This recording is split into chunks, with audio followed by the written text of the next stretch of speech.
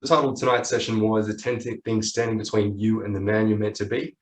And also, again, like as we were just talking about with Chris, like looking at the consequences of if we allow these things to keep on showing up in our lives as well, and how that might make us feel 10 years from now. Because obviously it's ideal if we can do something about it now, because I'm sure, as we all know, prevention is better than cure. So before we get into that, I just wanted to share a poem with you. Maybe some of you have seen this before. I just think it's really powerful. Every time I read it, I get goosebumps. And it's Marianne Williamson's poem, and it's Our Deepest Fear. Our deepest fear is not that we are inadequate. Our deepest fear is that we are powerful beyond measure. It is our light, not our darkness that most frightens us. We ask ourselves, who am I to be brilliant, gorgeous, talented, fabulous? Actually, who are you not to be? You're a child of God. Your playing small does not serve the world. There's nothing enlightened about shrinking so that other people won't feel insecure around you.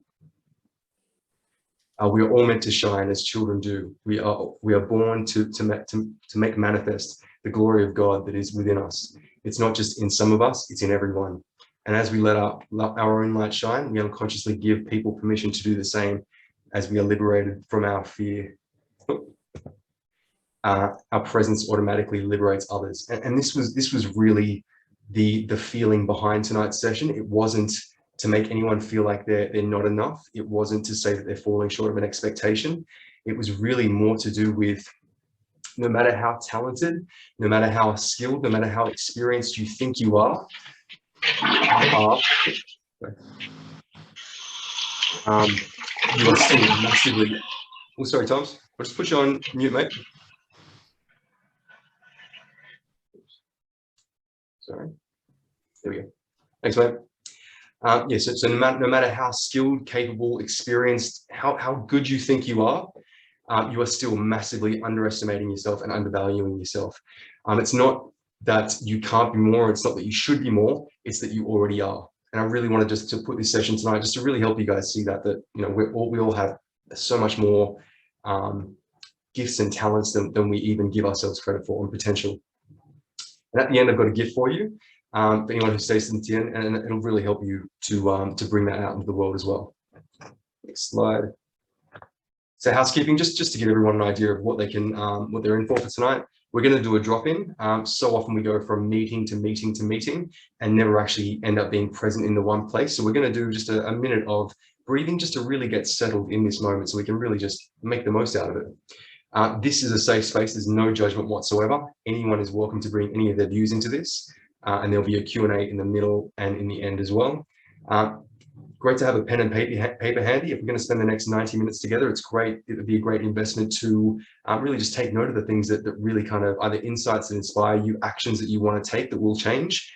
One thing that I will definitely say to really make note of is to check your triggers. If anything brings up a visceral reaction in you, that's like, oh, I don't like that, or I don't agree with that, or there's something there for you, it's always really good to keep a note of those, because they're the things that are your greatest area for growth and development. And one other thing I wanted to put in here is, I know is the enemy of growth. So often whenever we say to someone, we might share something with them that's really insightful, and they might say, I know, but yet they're still demonstrating behavior that would suggest that they don't know that. So it's often when we say, I know, it's actually stopping that from getting all the way in, and from them to actually sort of have that realization, and for that to no longer be a problem in their lives. So just to cover the agenda, we're going to cover the 10 things standing between you and the man you're meant to be. With each one, we're going to break each one down into how they're showing up for you, how they're affecting you, the consequences if nothing was to change. And we always want to look at, how can we positively reframe this so that we can create some change within this actual session itself. And then we'll do a wrap up in the end, and we'll do a drop out as well. So the problem. So the problem that based on most of the conversations that I have with men, there's lots of problems. Like, everyone thinks that men have it easy, but we are dealing with our own stuff. So the problems I see most in men are, you might have the car, the house, the family, the holidays. It's all the boxes that you've ticked that you should have for you to be a happy person, but yet you still feel unfulfilled. You are going from achievement to achievement and rarely spending any time after you've achieved anything to actually enjoy it before you're off to the next one.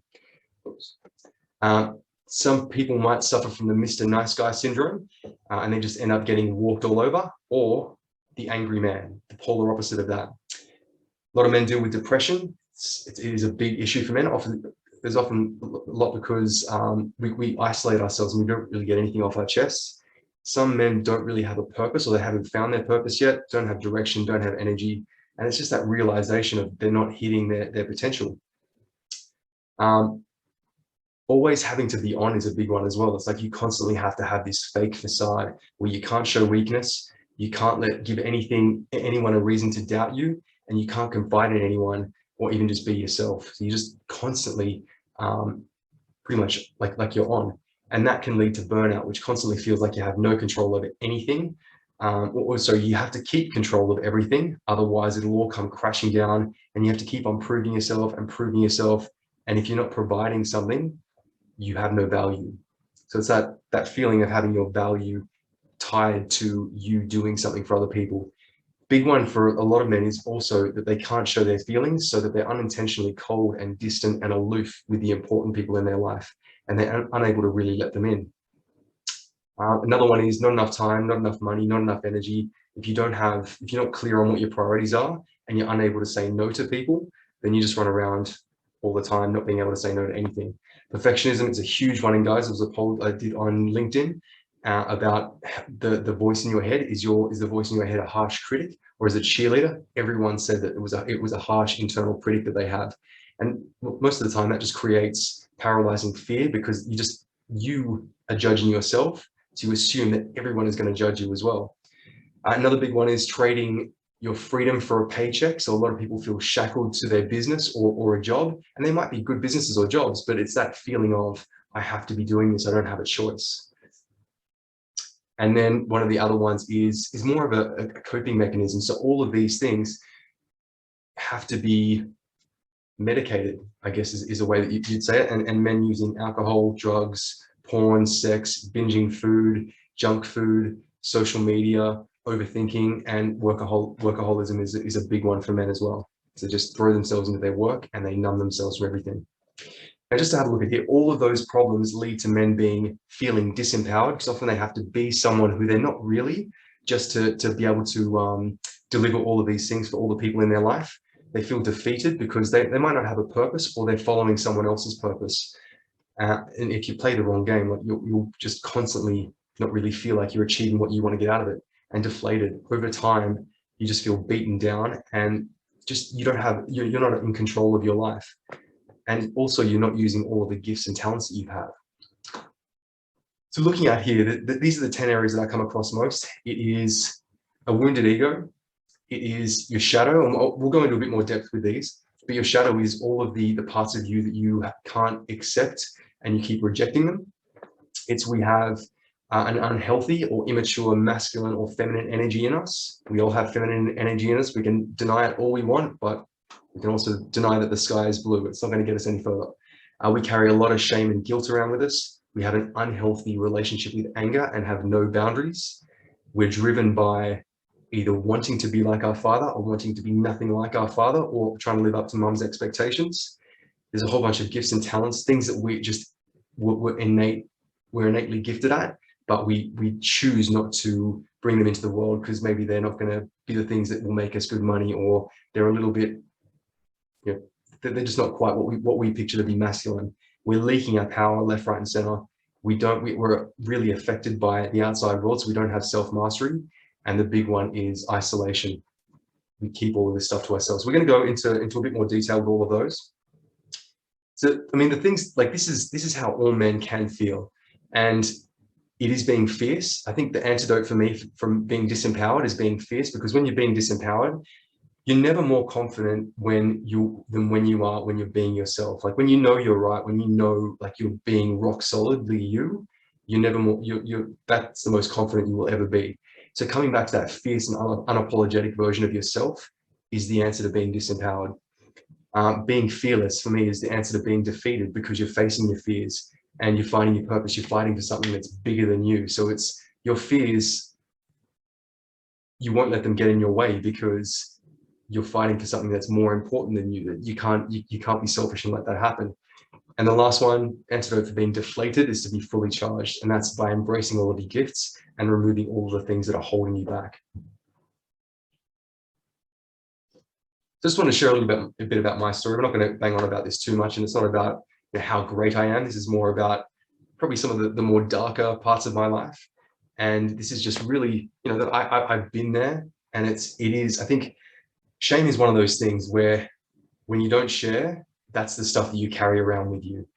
There is a part where we're going to talk about that specifically, but the more you share this stuff, the more you get it off your chest, especially in a group of guys, the more that you'll be able to see that this stuff isn't that different from anyone else. We all go through things. We're all doing the best that we can. And people are often more supportive and not judgmental when you're just vulnerable and you're not sharing because you want something in return. You're just sharing just to share, to connect with people.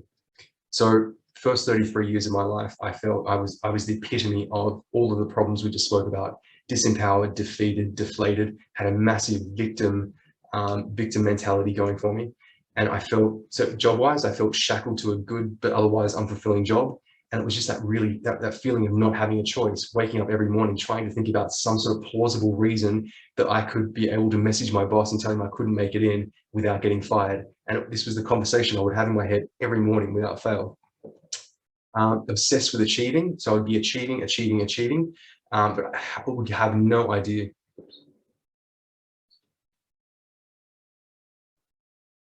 But having no idea why. So if I had stopped and really asked myself, if I had stopped and asked myself, what I was actually achieving or why I was trying to achieve anything, then I would not have been able to tell you. I was the epitome of Mr. Nice Guy. People would walk all over you, and if you stopped being the nice guy for whatever reason, they would leave.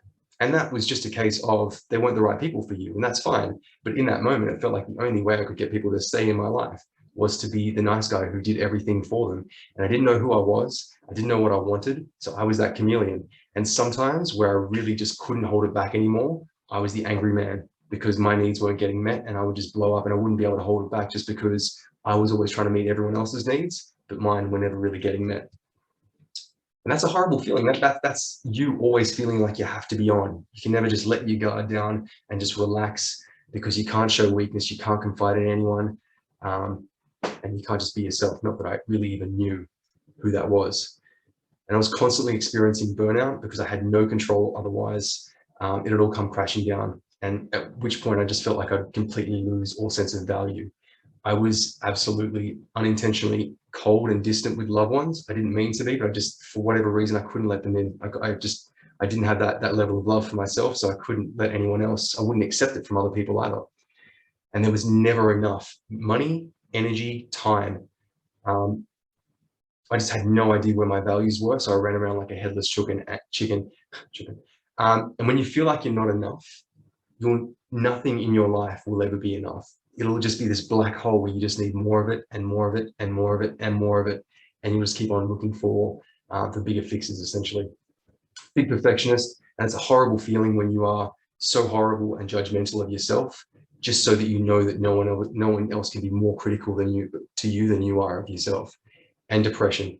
I had bouts of depression as well as anxiety, which led me to self-medicate and pretty much alcohol, recreational drugs, traveling, workaholism, all that stuff, porn, sex, all that stuff was my way of just trying to make myself feel better and to escape from this pain that I was feeling. So eventually I couldn't do it anymore. I had to leave Australia. All my friends were getting married, having kids, all that sort of stuff. I needed a fresh start somewhere where no one knew me and I could just reinvent myself.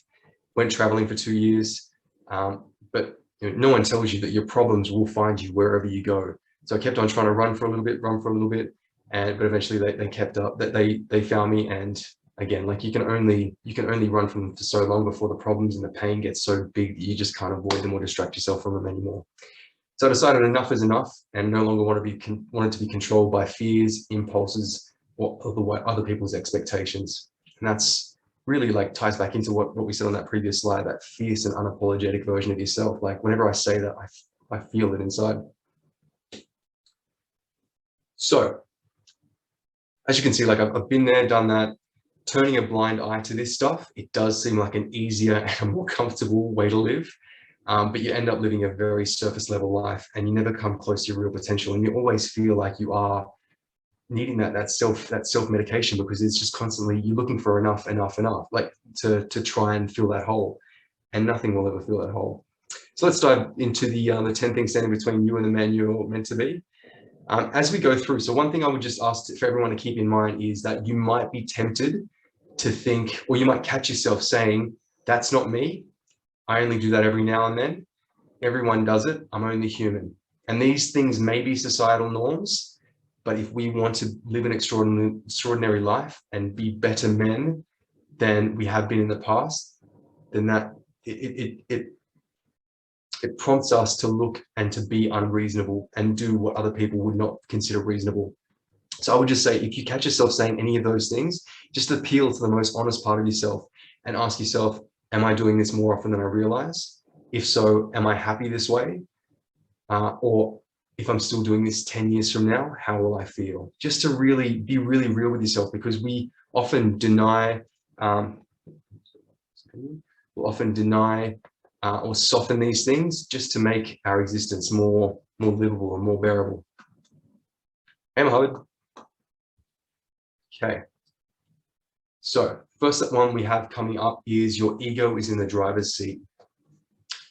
Now, our ego's job is to protect us. So for us to all be here today, it's obviously done its job. But in most cases, it has us seeking validation and constantly trying to prove our value. So for a lot of men, this is the epitome of what it is to be a man. A man provides, and if we're providing, we're constantly proving our value. And the bad thing there is that if we're always feeling like we have to prove our value, it's because we don't see it, or we don't recognize it in ourselves. And the other thing about having a wounded ego is that it makes us like a wounded animal. It means that we see the world in a very distorted way that's full of threats. Now, and the other thing here is that this is why the ego often has us wrapped up in cotton wool, keeping us in a comfort zone and falling far short of our potential. The other thing it does is, because we see threats in other people as well. So it keeps us cut off from other people. And we all know that you can't get very far in life if you don't have other people there to support you, to back you, to buy from you, all of that sort of stuff. So having that separation, seeing people as a threat, just really isn't helpful. Now, how this shows up, you might find that people or yourself might be saying or thinking, I'll show them. Again, that really, I'll prove you wrong kind of energy. I only have value if I'm providing. They're out to get me. That's a pretty common one. They're trying to take advantage of me, or I have to provide for my family. Now, one thing I want to say here with these is, these might all be considered to be good things, or they might be social norms, or they might actually produce really good things in your life. If you started out your career saying, I'll show them, I'm going to show everyone, and that led you to having a really successful career, that's amazing, that's great. But where that becomes a problem is if there's a bad feeling that's created from that, or if you get to the end, a point in your career where you've created this business, but there's no drive. If the business fails, it completely destroys you, because all of your value was tied to the success and the value of that business. So again, like with all of these things, they can produce some good things in your life, but if they don't feel good, then it's your ego in charge, and then that's where it's just as easy to tie your value to the things that you're doing in your life, which isn't as helpful. And ultimately, with all of these things, they're all screaming, validate me, recognize and acknowledge my value, because I can't. We have no need to prove ourselves if we can see our own value. So it's only the man who needs to prove himself that doesn't see what other people can or can't. The other thing here is it makes you super high vigilant, and you will actually be projecting past experiences onto your present and onto the future. Now, where this really gets a bit dicey is that you're actually creating more of the past in your present and future, because you are assuming that people are going to take advantage of you again. They're going to be out to get you again, and you'll be paying attention to the evidence that will support all of this story. Now, with a wounded ego, you are always going to be right, because you're always either going to be unconsciously creating situations where you're right, or you'll only be paying attention to evidence that supports your like that particular scenario. So you just really want to be, I mean, it's almost better to go in with no expectations rather than to go in with expectations that you're going to be wrongly done by. Now, this in particular, if you keep this up, it'll create relationships that are transactional. We always teach people how to communicate with us and how to treat us. So if we're creating a relationship where we say to people, I'm going to provide this value for you, I'm going to do this for you, or I'm going to be the man of the house and I'm going to provide, then you'll give me love and all this stuff in return. Again, this is, you may think that you may be okay with being a provider for the house and all that sort of stuff. And that's fine. Again, it just comes back to, if it doesn't feel good or if it feels like an obligation, that's when it's being driven by the ego rather than driven by something that comes out of love. And often you will find it doesn't matter how saintly you are, if you are coming from a place of give, give, give, because you feel like that's where your value comes from, there will come a time where you resent people because your needs aren't getting met.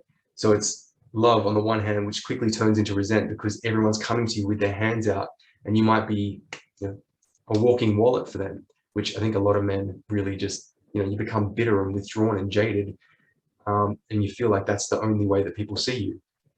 I was talking to a feminist friend last week, and she was saying, if a man isn't, she didn't use this word, but I'll make it more PG rated. If a man isn't sleeping with me, feeding me, or financing me, why would I bother?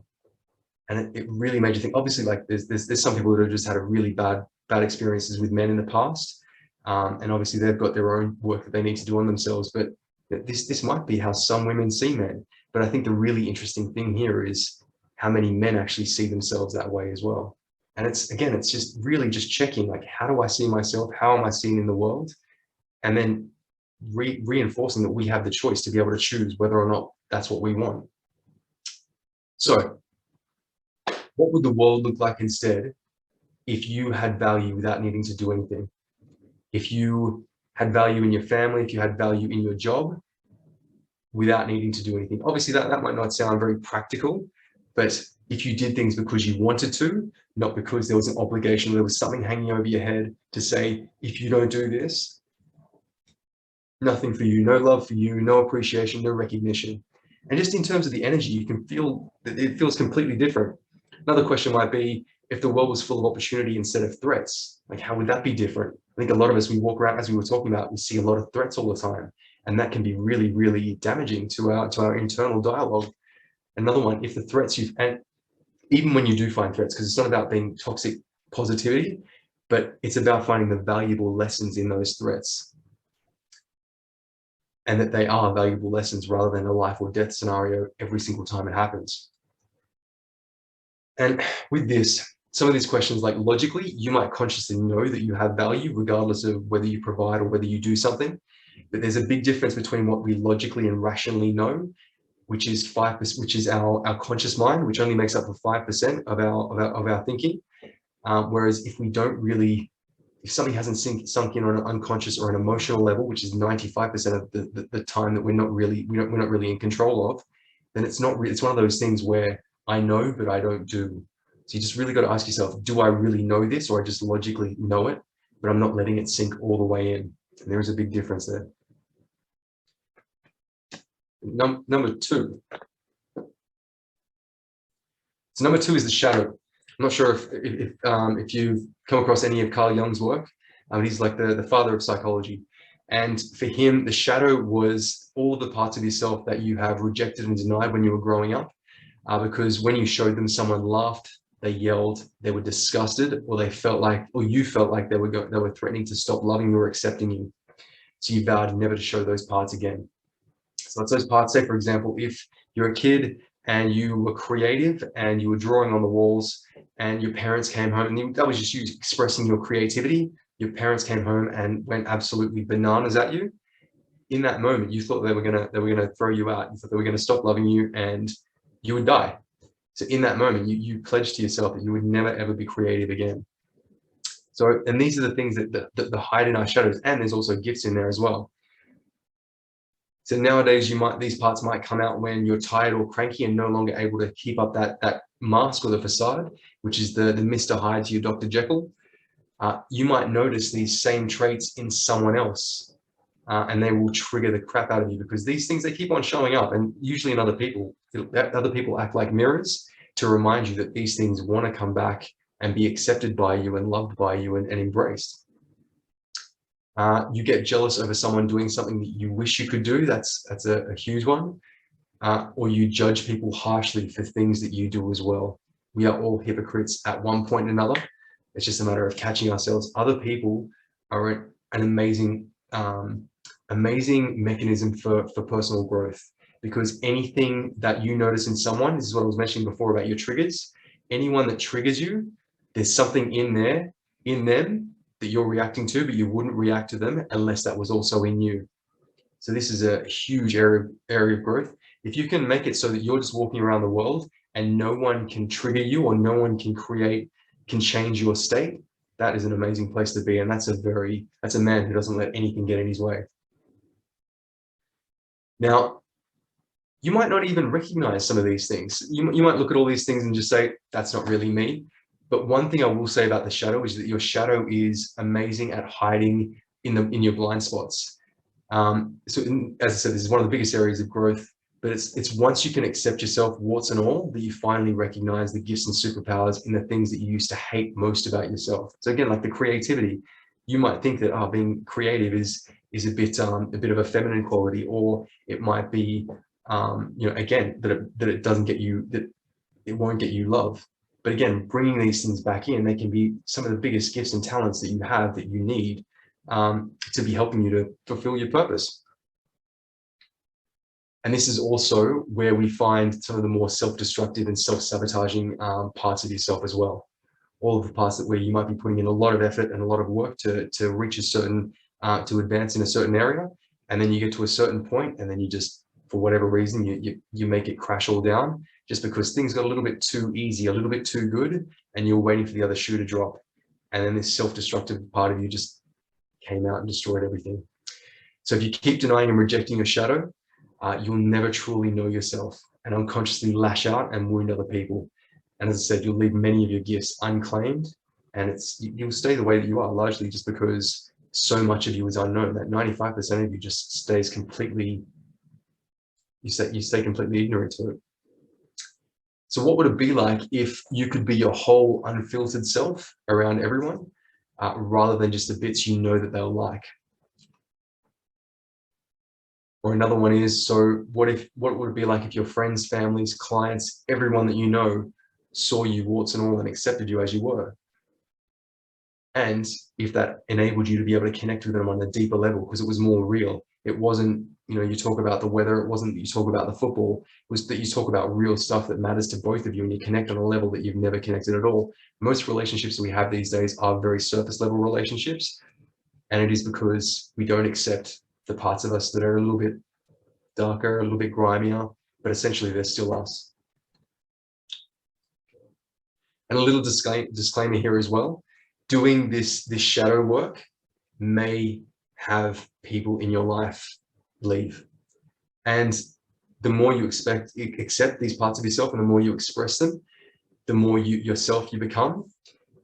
But the relationships you have with these people, if they leave, it was based on someone who you were not. So you really have to ask yourself, were those relationships real at all?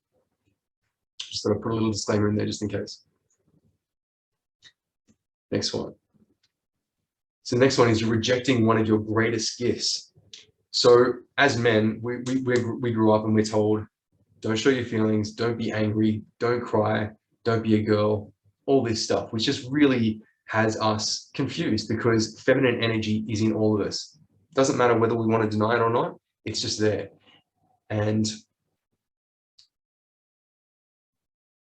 if we own it and if we mature it, it can have some incredible gifts in there. Feminine energy is really where our creativity lives, flow, self-expression, vulnerability, which really helps us to connect with people. Openness, that's just to name a few. There's really so many. I mean, obviously everything that we see in our partners, they're things that we have in us as well, to a lesser degree, but we still have those things in us as well. And I'm not suggesting that we start wearing foundation or heels or anything like that. But if you have a strong reaction when someone questions your masculinity, which many men do, this is definitely one to explore, because again, as we mentioned, like something that if someone triggers you, it's because there's something that you see in them, and maybe you're afraid that there's some truth to it as well. So this is always a good one to check. There's a saying that is, he who is easily triggered is easily manipulated. And I thought that's a good one, because no one wants to be triggered, but also knowing that if someone intentionally does it, they could be doing it with a hidden agenda. So we want to make sure that we're always, we're able to stay centered and grounded in who we are, and unable for other people to take advantage. So a man who is suppressing their feminine energy will likely try and, again, prove themselves, be forceful. They might be withdrawn or avoid. They try to fix things. A lot of women, when they take problems to their husbands or their partners, they often get feedback that he's just always trying to fix stuff. Like, I just want to vent, but he's just constantly trying to fix things. And again, that's where we're trying to prove our value. Emotionally unavailable. We've all had, well, many of us have seen the dads who would come home after a long days of work, but they're still just not able to connect with their family just because they're so in their head, seeking validation, distrusting the unknown. And also dramatizes and plays the victim as well. So this might be an uncomfortable one, as it really challenges the way society and we have been taught to look at ourselves. But again, like, leaning into the more uncomfortable places is where we find the most growth. So if you keep rejecting your feminine energy, it will stay immature. So it's when you embrace your feminine energy that you're actually able to develop it like a skill. So until that point, it stays immature. So it stays where it's lashing out. It stays where it's quite chaotic, where it can be manipulative, where it can be demanding. Qualities that we give to young girls. But again, like, as you embrace it, if you own it, if you use it, if you just really develop it, then it can be something that's very, very powerful. If you don't, though, it will stay immature and it will come out in uncontrollable ways, similar to the self-sabotage. And as men, we become rigid in our minds, but also in our bodies. You see some men that might walk around with stiff necks, stiff backs, all that sort of stuff. And it's not because that they have movement issues. Sometimes it's because they've got trapped emotions in their body or trapped trauma. But a lot of the time, it's actually because they're just really set in their ways, and that's mindset and body. So what would it be like if we looked at this a little bit differently? So what if femininity wasn't a weakness or flakiness or soft? What if it was creativity, intuition, and connectedness instead? How would things be different then? And what if anyone ever did question your masculinity, what if it made you laugh or just kind of shrug it off rather than making you angry instead? Again, it's about making yourself unaffected by the outside world. So moving on to the next one.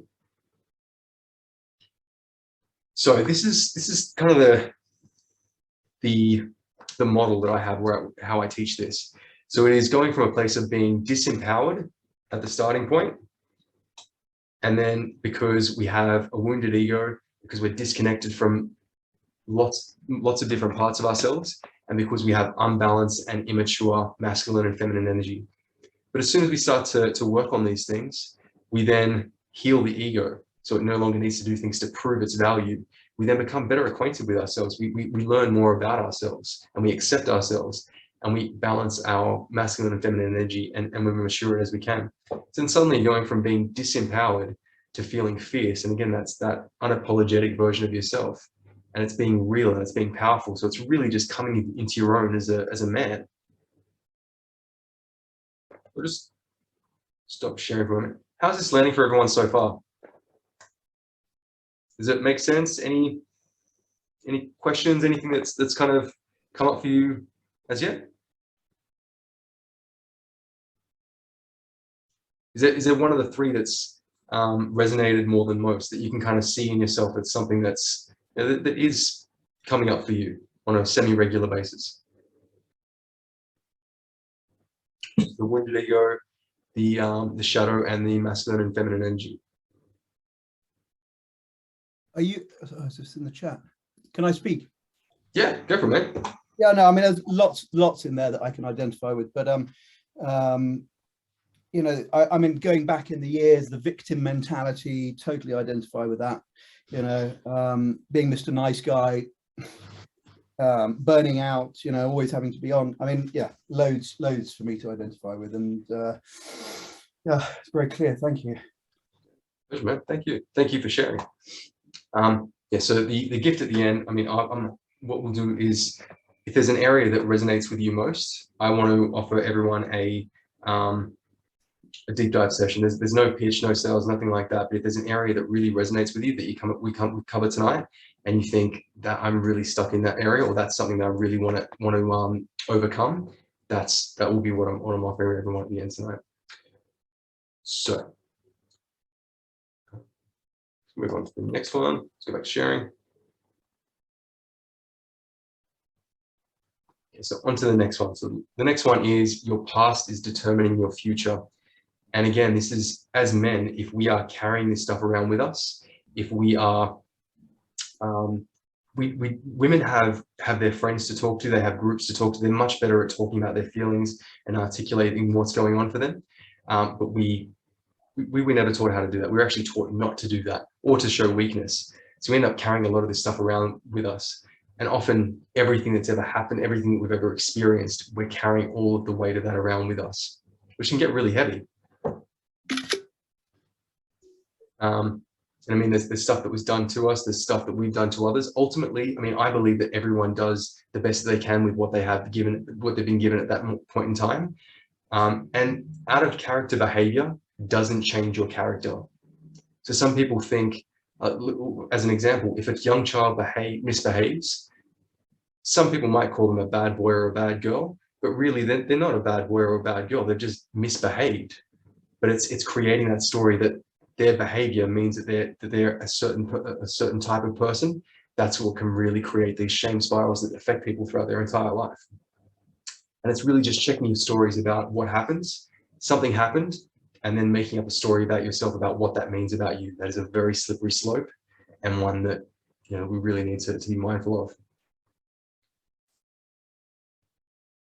So a man that holds on to shame and guilt might say things like, I deserve this punishment, or suffering. I don't deserve to be loved. I don't deserve to be happy. I'm worthless. I'm a bad person. And this is where your harsh critic really goes to town. Keeping this up, I mean, the harsh critic thrives on all of this. This is basically where they get created. You constantly berate yourself for all of your shortcomings. You'll ignore all of your achievements, and you'll achieve far less than you're capable of, because you never quite feel like you're enough to take on any more than that. And it's a vicious cycle, because you go into situations thinking, I'm not good enough. Then you either have a broken spirit because of it, and you go into these situations, and whatever you're afraid of happening happens, making it a self-fulfilling prophecy. And even if it doesn't, you could go in there and absolutely blitz it, but then your mind and your harsh critic is only paying attention to the evidence that suggested that you're going to fall short. And that's how you come out. You still come out feeling like a failure, just because that harsh critic is so powerful. So what would it look like if none of these were the case? So what if that voice in your head was your greatest supporter rather than your harshest critic? And that's like, once you let go of that shame, once you let go of all of that guilt, you know, like that inner dialogue or that voice changes very, very noticeably, because you're no longer holding all of these things against yourself. You've forgiven yourself, and you've also accepted yourself, and you find it much easier to support yourself and just be that friend that, you know, we all need when we're pushing through things that really matter to us in life. Another one is, you know, what would it be like if your behavior meant nothing about who you are? Or what would it be like if you could be free of all the things that you regretted, that you suffered from, and still think about from your past that keeps on kind of hanging in your mind in today? Okay, so the next one. This one is a really misunderstood one in the world. I mean, anger is suppressed by society. There's no doubt about that. I mean, in a lot of instances, for good reason, angry, wounded men have committed some atrocities. But I would even go as far as saying that it wasn't anger that was the problem. It's our inability to be able to hold that anger, to transform it, to express it in healthy, productive ways. For me, anger is a call to action. It's not necessarily aggression. It's not rage. It's a call to action. It's that energy, that fire. Without it, you're unable to hold your boundaries and you become either a doormat or a bully. And both of those are expressions of the same problem. An inability or an unhealthy relationship with anger will either make someone a doormat or it'll make them a bully. But you go back, and if you're able to develop that relationship with anger, then that will mean that they'll be able to come back into their own. Now, someone who doesn't have a healthy relationship with anger or doesn't have boundaries won't be able to tell what is and isn't okay with them because they're afraid that people will leave. They turn anger in on themselves because they don't get what they want. They might have phone calls, go into sales calls and not ask for the sale, and they'll turn that anger in on themselves for not being stronger to ask what they want. Some of them pretend to be weak. I can definitely relate to this one. I used to be 120 kilos and I'm 6'1", so I could be quite an intimidating presence in some groups of men and women.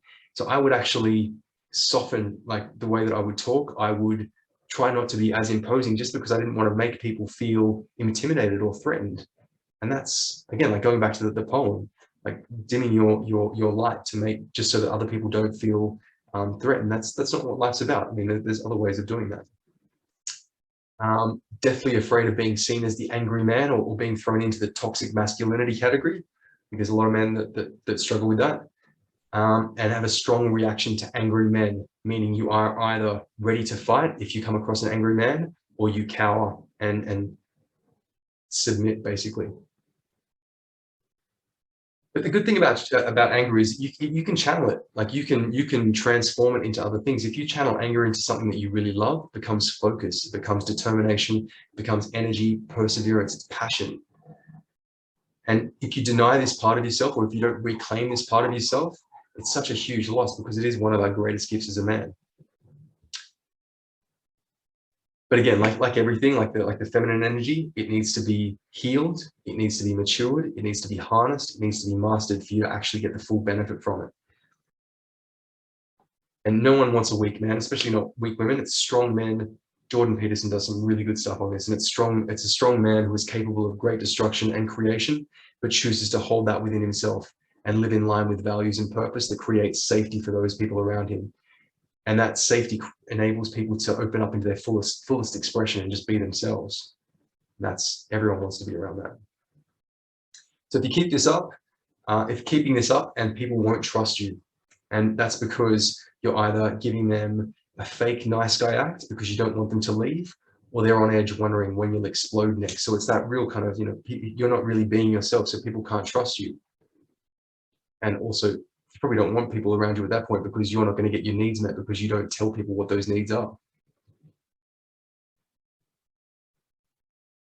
And the worst thing here is that if you don't have boundaries and people are just walking all over you all the time, you actually stop trusting yourself. And that anger that you turn in on yourself actually makes you a threat to yourself, because you're continually not setting boundaries, you're not holding them. So you are actually part of the problem that is threatening you. You can't trust yourself. It's not a good situation to be in. So what would it be like if we could flip this one on its head? So if you didn't have to be angry or feel disempowered, and just told people what is and isn't okay with you, and everyone got what they wanted, how would that be instead? Like, instead of having that resent, or being not feeling like you can tell people what you want. Also, I mean, anger is energy, so it's like having an unlimited source of energy just brimming that you're able to channel into anything you want. And also, something that I think a lot of men worry about, especially some of the dads out there, is just being worried about losing their temper with their kids. And I think just being able to know that you're not going to do that, that you're like, you know yourself inside and out, so you don't have to you no longer have to worry about that. So the next one. So next one is running from or to mother and father. So this is when someone is living a life for someone else, and it's you're not really being, sorry, you're not being the real you when you're running towards one person's expectation or away from someone else's poor example. So our parents are modeling what it means to be a man and how to see women. So the typical question that you'll see from therapists here is, tell me about your relationship with your mother or father. And it's, I find it interesting, but a lot of people roll their eyes when they get this question, just because it's like, they don't want to think about that, or they don't really see what relevance that has on their life. But if you really look closely at this, you'll find out that chances are that most of us do end up like our mother or father, for better or worse. And again, they did the best that they could at that period in time in their life. But it's just about really going back and reframing that relationship. And someone who is still living their life based on their expectation, or they're running from being like their parents, they might say things like, one day I'll be the man that they wanted me to be. So again, still trying to be someone that they're not for someone else. I'll never be like my father. There's a story that I tell about this with an alcoholic father who has two sons. One son grew up to be an alcoholic. The other son grew up to never touch alcohol in his life, both having their own challenges, obviously. But when they were both asked, why did they turn out the way that they did? They both answered, because my father was an alcoholic. So you can either run from something or run from something or run to something. But again, neither of those things are you. You're being pushed in other directions rather than being your authentic self.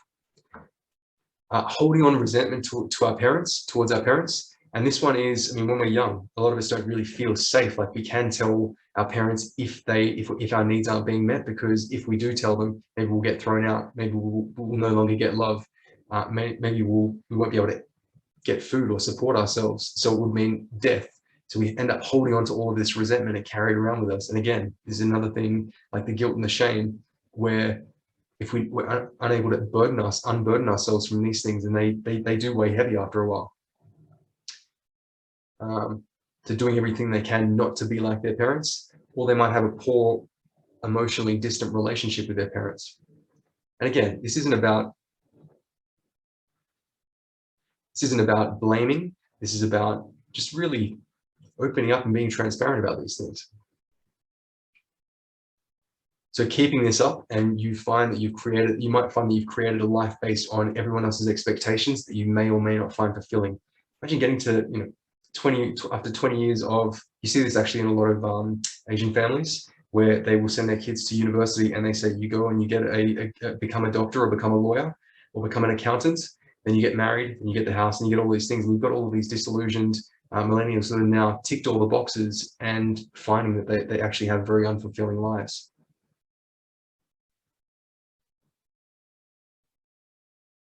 So what would it be like if we didn't have these kind of views of the world? So if everything you do is out of want rather than obligation. So again, it's coming back to that, doing things because you want to, not because it's expected of you, not because you feel obligated to live up to these things. Or what would it be like if you could let resentment go and have a better relationship with your parents? And that applies whether they're living or no longer with us, because again, it's how you see that relationship with them that affects how you act now in your day-to-day. So the next one, moving on. So if on this side or over here, we were defeated because we have all of these things holding us back. And what's defeating us is ourselves, the harshest critic of all, essentially neutering ourselves because we can't get angry, and also being weighed down by expectations of our parents and who they wanted us to be. Once you've gone through and you've done all of that work, you go from being defeated to fearless. After healing the letting go of all that shame and guilt and letting go of all those wounds, unburdening yourself, you no longer have to carry your past around with you, and you feel like, obviously, you're weightless, so you're unchained. You are absolutely unlimited in all of the things that you can do. So again, how's everyone doing? Is this all landing or resonating? Does this all, yeah? Feel welcome. If anyone thinks that I'm absolutely full of crap, please feel welcome to tell me that as well. Like, I'm quite happy to hear other people's views, and if it's because we want to challenge these things, we want to be testing, what is societal expectations, and is this actually how we want to live? Is this how we want to show up in life as men? Or because otherwise we fall into the predicament of, I don't have a choice. I have to do this. No challenges from me, Aaron. More than anything, you're challenging me in my mindset and what I'm thinking about things as well. So no, it's all resonating very nicely and hitting home. So thank you. Good, glad to hear, mate. Thank you for sharing too. Did anyone else have any questions, or did you want to? Yeah, Max. Yeah, I know, Aaron. I think it's really clear. I mean, it's stuff that I've obviously listened to or read and some of it before, but I think your way of getting across it is really great. I was kind of thinking about, I wonder how differently this lands between people, let's say, of one generation and people of a different generation. I think there's an obvious generation gap. Like my grandfather, if he heard this, he would probably think we'd all gone mad, and my dad would be somewhere between me and my grandfather, and my sons are probably thinking, what, I mean, my sons would be looking at this and going, I didn't even realize that was a problem, so there's a rapid evolution of mankind going on at the moment, probably faster than at any other time. So yeah, I think it's kind of interesting. It's kind of got me interested in how different generations would view this same talk that you're giving, and I'm guessing that the older they are away from it, the more foreign or difficult to take on board it might be, because of how things were then to how they've become. I don't know, I just think it's an interesting aspect, and I can see we've got people of slightly different generations here. I don't know, what do you think, Chris? Why is it always? I'm on mute. I'm on mute the whole time. No, you're right. We can hear you. We can hear you. I know it's very different. Generation to generation is obviously. I know my dad would never sort of think anything like that. He was very much the old traditional guy that got up in the morning, went off to work, came home, had his supper. We had the same things every day of the week. So you knew which day of the week it was by whether we had a salad or whether we had chops. It was that predictable and things. And my mother was very much the same sort of thing. Now we have completely different relationships. I mean, my parents have both passed away, but with my wife currently, second one, it's very much she just still tells me what to do. But I think you develop your own sort of resilience and independence. I went through a massive, massive depressional downturn, sort of about a year ago, which actually came about as a result of selling my business, because I grieved for the loss of my business, and I only really understood that afterwards. After I did self-referral for counselling and things like that, which was brilliant, absolutely brilliant, because there was people on there. There was only 5 people on there, and they were people that you just wouldn't expect. It's sort of like you looked at one guy and he's like, must be doing really well. He's got a really nice place and everything like that, and you think, why are you here? And the things like that. As a really young girl, and it's really quite bizarre, but it really sort of made you think that perception is not everything. You actually have got to stand back and look at it, and I don't think we all think about what people look at us and think about, because I think you get more conscious of that because all the time you can see yourself on Zoom, so it makes you much more self-aware. Whereas before, we were sitting in front of people, we were never able to see ourselves reflected back, only by the actions of the person kicking us out of the room because they didn't want us to be there. So I was going to say, sorry to interrupt you, but you mentioned sort of grieving the death of a business of yours. I totally identify with that. About 3 years ago, I buried a travel business, a really successful travel business, and something happened to me, and this is why I'm saying it, but I found myself in a total identity crisis, because I'd spent 25 years in travel and hotels. That was my world. And then when I closed the business, I suddenly realized how deeply my identity was rooted in my business, because I felt like I didn't know who I was anymore. That was kind of scary. And I understand that completely. I never realized what it was, because I was actually in the process of agreeing a sale, which was like going to be 2 years' time in effect. But I became part of this bigger organization, and I hate, I just didn't like it. I built my business from a blank sheet of paper over a 10-year period. And, because you didn't actually really get anything for it from day one, it was going to be 2 years done. I thought, you bastards, you've stolen my business. Yeah, you've stolen my business. And that was all to do with the grieving process. Yeah. And really, it's, and it was probably more in there than it was anywhere else. Would you say it was also they have turned out to be completely the wrong people to choose. And now I'm having a problem with them, because, my whole thought of life and what I want to do has changed completely, probably since September last year. Because must be a lot of anger there. I think there is towards them, because they won't let me go, and they're just being, well, we're just going to do it. Well, fine, we'll go and do it. And anyway, I don't want to get into that. But you understand. I understand what you're saying, and I think these sorts of things. I'm sort of sitting here and thinking, listening, sort of like this, and thinking to myself, well, look, I'm thinking to myself, I can see a lot of that stuff there, but how much of it really, I think there is probably more than you actually realize, and it takes that time to actually sit back, take it all in, and then think, reiterate, really chuck that. No, that's not me. That's not me. Ah, yes, that one is. Yeah. Thanks very much. There's a nuggets in there. Yeah, absolutely. And I'll send out the replay with this. But one thing I do with clients that I find really interesting is, like, the first week that we work together, there's, like, we all have coping mechanisms, whether it's salty food, whether it's sweet food, whether it's a few drinks with dinner, whatever the case might be. And for the duration of the period of however long we work together, they're not allowed to have that. So that stirs up, like, and these coping mechanisms, the things that we do to make ourselves feel better, that is the stuff that kind of keeps our emotions in check. But when you don't have those things, that's when your emotions start to flare up, when this stuff starts to flare up. So because the technology, everything is always vying for our attention, it's always so easy to distract ourselves. But if we remove those distractions, we find that things that bother us are a lot louder than what they are normally.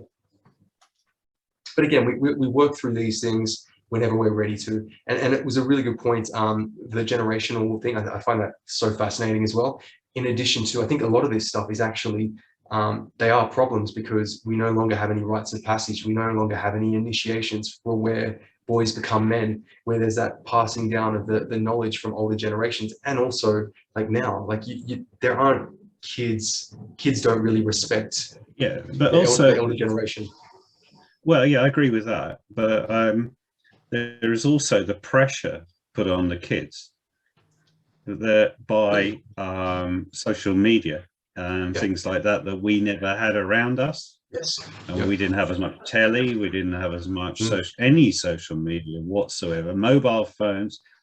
And now I feel sorry for some of the kids, because they're bullied, they're doing serious things like that, and there is a pressure on them by and they get their image from what all these touched up people on.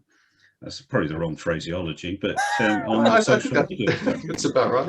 but and the other thing is, like, and they don't have role models to really help them with this stuff. And, like, the point that I made about kids not respecting elders, it's not so much about the respect, but it's more, there's no relationship there where older people will pass down knowledge, experience, all that sort of stuff to younger people, just because they're not able to connect. There's this big generational gap where we're missing out on a whole bunch of, like, knowledge. But what's that saying? A smart man will learn from his mistakes, but a wise man will learn from other people's mistakes. And kids are just going out there. Well, I noticed it with my two granddaughters who live with their grandmother, and they are 12 and 13, and they've got these phones and things like that, and just like, they've got the top of the range bloody thing. Well, why on earth do they need? Who are they? £1,000 phone. Yeah. Who are they going to call for a first? There can't be that many people that they can ring up and use the internet. Probably more people than us combined. Yeah, probably. But it's the quality of those relationships that these kids are having, which seems to just have plummeted. Because when we were all growing up, we grew up with real life friends, and you know, they do go to school, but then they may be communicating most of the time with people who they've never even met, who they don't know whether they are actually the person they appear to be, you know, whether they are confident as they come across, or whether they're actually terrified and putting on a front. I mean, it's a treacherous world right now to be growing up in. But don't you think in the future they're going to be born like that, with not the photograph on there, but they're going to be born with that in their hands? I think it'll be already when they come out. I think they'll be, Or it'll be up here, implanted at birth. You know. Yes. There was a time where I thought that was so cool, but now I'm absolutely terrified and completely turned off about it. We'll just crack on, gents. Just to mindful of time. Just want to make sure I get everyone. No, you're right. I love the back and forth. It's good. And just on that last point as well, Simon Sinek does some really interesting stuff. He talks about how when kids actually talk to all their friends, they're actually developing a relationship with their phone rather than a relationship with their friends, which is, you know, obviously, as Max was saying, the depth of a relationship can't be there if it's, you know, you love your phone rather than you love your friends. Alrighty. So this is number 7. So it's, you're not using all the tools in your kit.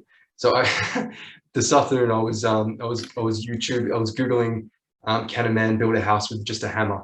And surprisingly, you can. This was kind of going to be my intro thing here. And have you ever seen someone build a house with just a hammer? And I was surprised when I found that it is absolutely possible. And there are so many clips on YouTube to prove that. Now, but one thing that I did notice is that obviously it's not as easy as if you were to use all the tools in your kit, and the finished product isn't anywhere near as nice as what it would be to have, you know, for a carpenter to use all of his tools.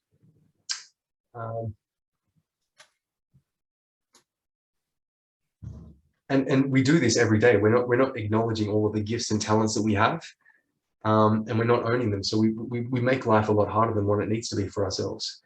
And when you were young, you might have been expressing, and I mentioned this, the story about the kid drawing on the wall, expressing their creative side, and then the parents coming home and absolutely going bananas at them. And that may be a gift or talent that you no longer feel, you know, safe to be able to use. So I believe that we're all here with a certain purpose. We're all here to do one thing that we are uniquely equipped to do better than anyone else.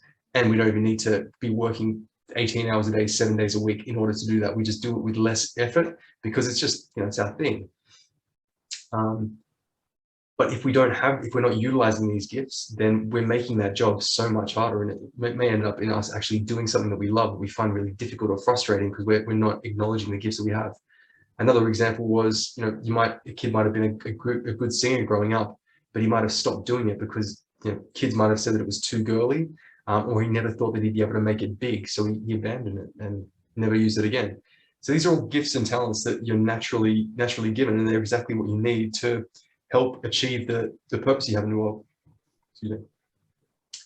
And it can show up as I said, doing something that you love but finding it difficult or frustrating, getting embarrassed about your gifts and talents or hiding them, getting jealous when you see someone else that's doing exactly the same thing that you wish you could do. A lot of people see this when they see big presenters up on stages, and admiring someone for something specific. So often it'll actually be the gifts and talents that we can either be jealous or we can really admire people.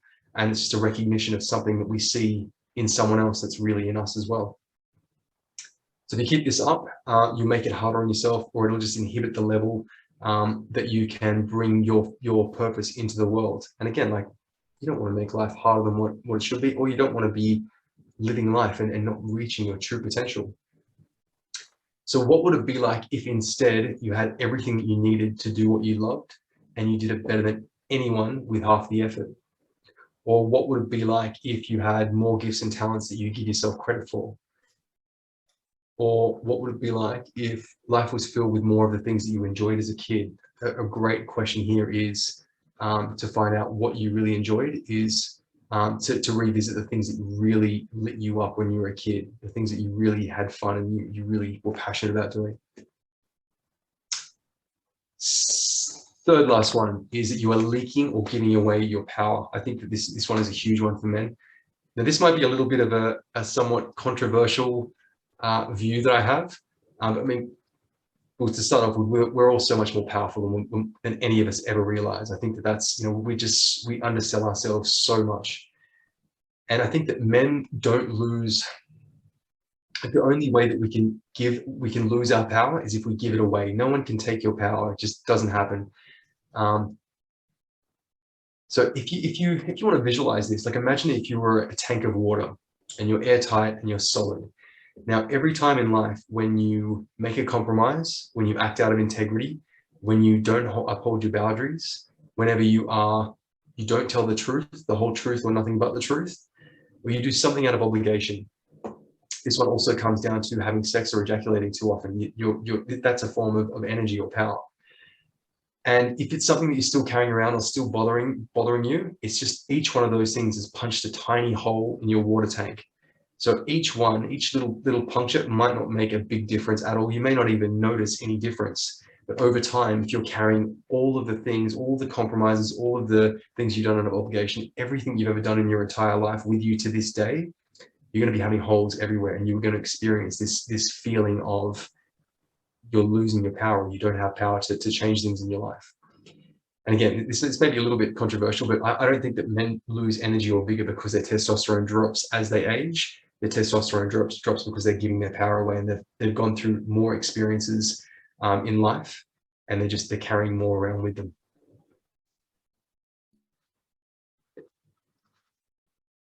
So, this often shows up as you're not as energetic as you once were. Might be in a job because it pays the bills, so that I don't have a choice is zapping of your energy. This one I think is very, very common in men in relationships. Just settling in relationships because you don't think you can do better. So it's staying in a relationship not because there's love there, but just because, you know, who would want me otherwise? Staying in relationships, which includes friendships as well, that are no longer fulfilling or where you're actually getting your needs met. And gossiping, complaining, talking badly about people behind their backs. And we do that because we don't feel like we have the power to actually make any changes in real life. So we have to go around their back and just express ourselves that way. Now, if we keep this up, we'll either become a shadow of our former self, lose motivation, lose our passion, or we never actually find out what we're truly capable of.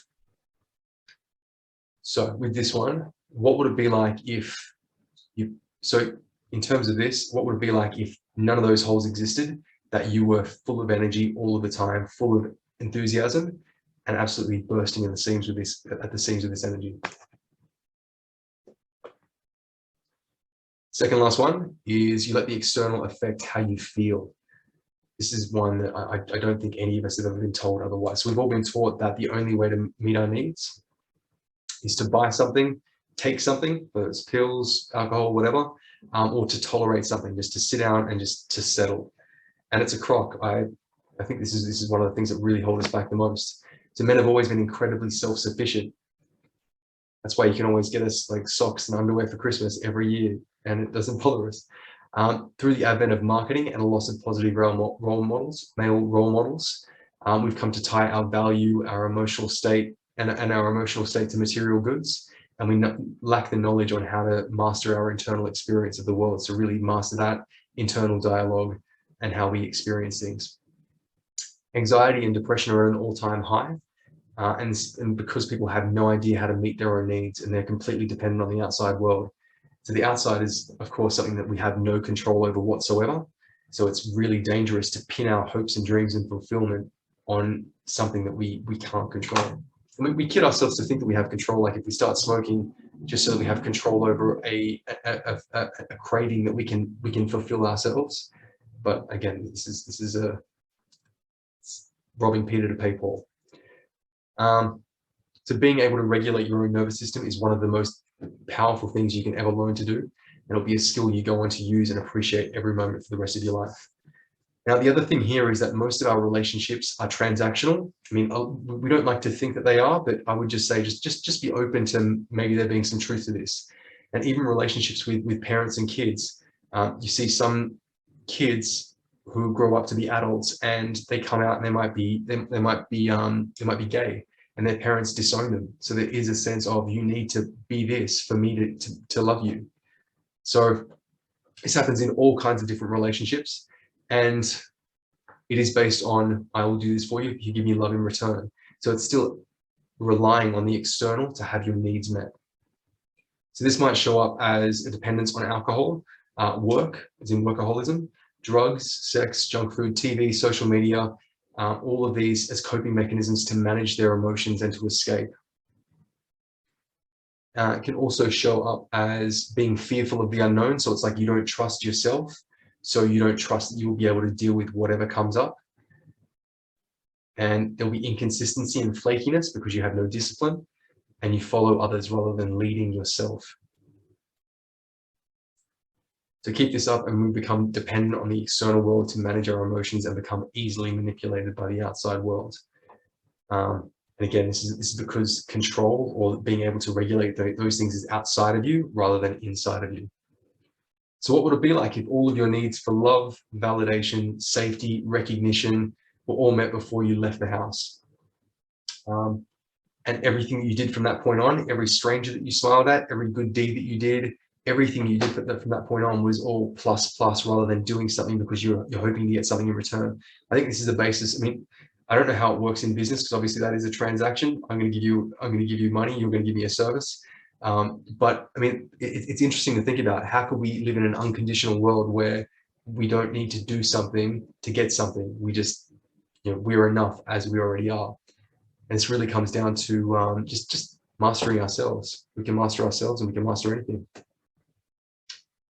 So this is the last part. So rather than being deflated and constantly having all of these things that are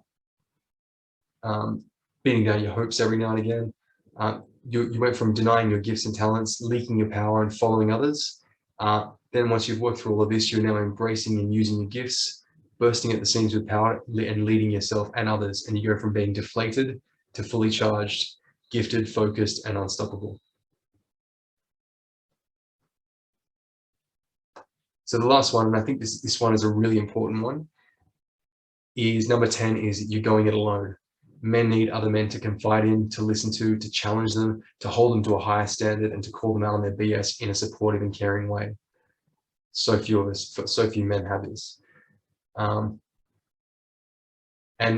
a lot of guys might think that they've got their mates down at the pub, but your mates down, the guys down at the pub are not good for this stuff. They kind of more reinforce the man you are now to keep you the same.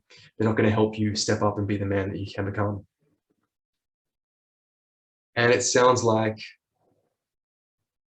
when men, they don't want to tell anyone anything and they want to keep it all inside them. They don't think anyone will listen, understand, or care what they have to say.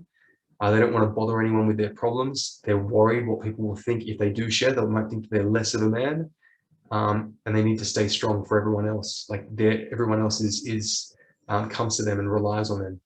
And this one is no joke. Like this is, I think this is one of the biggest contributors in men committing suicide before the age of 50. Or no, sorry, as a leading cause of death before the age of 50, which is scary and shocking. And again, if you have people to unburden yourself, to talk to, support, reach out to them. You will never hear anyone say that you're burdening them or anything like that. Like it is people are always much less judgmental and open to listening if you give them the chance. So what would it be like here if the things that you were going through were completely normal and you had support and multiple perspectives on the same problem to help you find the best way forward for yourself? And that's where having that tribe of men like that will listen and support you and let you know that actually that thing that you did 10 years ago that you thought was weird, it's actually not that weird. Like everyone in the room's probably done it 2 or 3 or 4 or 5 times. So this is kind of the full program. I put together a coaching program to cover all of the bases here. I'm going to do a group beta program. Again, this is like, if anyone's interested here, let me know. The gift that I have for everyone, just there's no pitch in this whatsoever, but the gift just is for spending the last 90 minutes with me, and it is an investment of your time. So I'm happy to do that deep dive session. If there was a particular area that you feel, do you know what, I'd actually really like to overcome what's happening there for me. And I'm going to extend that as an invitation to everyone. You're all more than welcome to it. If you want to find out more about the program, I'm happy to tell you about that at the end, but this session is all about you and helping you move forward and have a breakthrough in one of the areas of your life. Before we wrap things up, I just wanted to revisit that poem again very quickly from Marianne Williamson. And it's, our deepest fear is not that we are inadequate. Our deepest fear is that we are powerful beyond measure. It is our light, not our darkness, that most frightens us. We ask ourselves, who am I to be brilliant, gorgeous, talented, fabulous? Actually, who are you not to be? You are a child of God. Your playing small does not serve the world. There's nothing enlightened about shrinking so that other people won't feel insecure around you. We are all meant to shine as children do.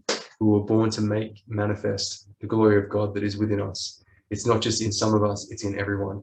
And as we let our own light shine, we unconsciously give other people permission to do the same. As we are liberated from our own fear, our presence automatically liberates others. I think it's that last part. It's like us being the men that we know that we can be and really living up to that potential instantly gives permission to everyone in your life that they can do the same. And it's that really leading by example. It's like the old power structures were power over people.